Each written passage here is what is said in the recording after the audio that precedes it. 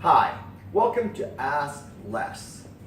Sometimes customers will call up and they will have some problems in using air blow-off products or our vortex tube technology for spot cooling because they're not getting enough pressure or flow at the point of use. Why would that be happening? Well, several things that you have to know if you're not getting enough pressure at the point of use and not getting enough flow as follows.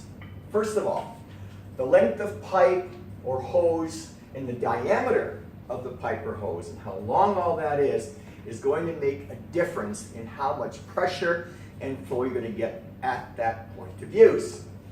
Because the longer the pipe, the smaller the diameter, the greater the pressure drop. If you have a lot of bends in the pipe, if you have a lot of elbows in the pipe, that's going to cause pressure loss. You have to consider the pressure loss in the delivery of your compressed air system.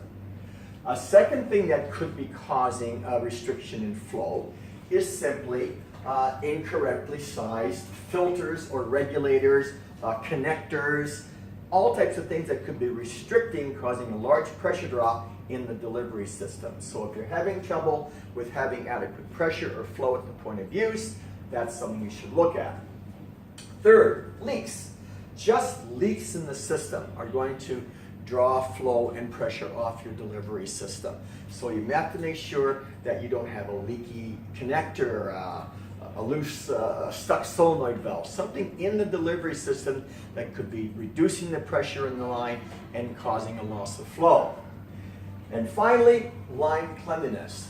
Is your air line clean? Do you have proper filters to remove oil and liquid that are in the compressed air lines? Because otherwise you can get dirt clogging, you can get a lot of things clogging the lines, causing a restriction in the flow. So if you're having inadequate flow at your point of use, inadequate pressure at the point of use for any of your blow-off products or cooling products, always make sure you check these factors. Check the pipe length and diameter, check for bends and elbows. Is there too much of a pressure drop? Check for any restrictions. Are your filters, your regulators, are they correctly sized? See if there's any leaks in the system and make sure that your line is clean. If you have any questions concerning the use of compressed air for blow-off, cooling, moving, and drying, ask less.